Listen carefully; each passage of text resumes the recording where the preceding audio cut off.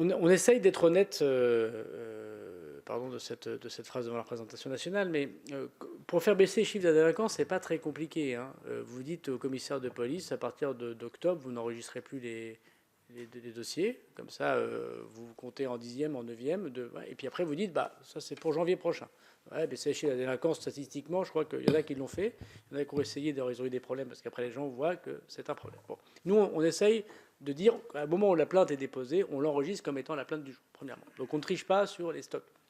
Deuxièmement, la difficulté que nous avons, elle est importante, c'est que nous avons une multiplicité désormais de contentieux. Et bien sûr, les violences conjugales ont complètement changé la façon de fonctionner de la police et de la gendarmerie, puisque nous avons dit désormais aux policiers et aux gendarmes, non seulement vous ne prenez plus aucune main courante, mais vous déposez tout en plainte, ou en ouverture, si c'est un signalement pour que le procureur de la République puisse faire évidemment une poursuite.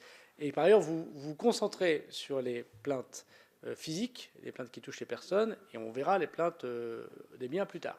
Je caricature, mais c'est grosso modo, chacun comprend qu'il vaut mieux s'occuper des personnes que des biens quand on doit faire deux urgences.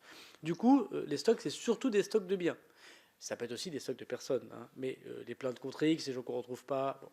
Donc le premier sujet, c'est un peu, on a été un peu structurellement, il y a des stocks dans la police nationale par manque de PJ, par une grosse délinquance qui existe. Deuxièmement, ça a été aggravé par le fait qu'on leur a dit, on priorise les violences aux personnes et notamment les violences conjugales, sur lesquelles à chaque fois je répète quand même, c'est quasiment systématiquement la mise en garde à vue de la personne qui est accusée, quasiment systématiquement la saisie des armes et les perquisitions, des enquêtes de voisinage et psychologiques, donc désormais pour 400 000 interventions par an, hein, c'est le chiffre de l'année 2022 par exemple, pour les violences conjugales.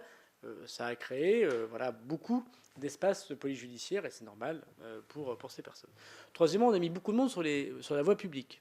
Et plus vous mettez des policiers dans la rue, alors ça c'est policiers et gendarmes, mais c'est aussi vrai pour les polices municipales.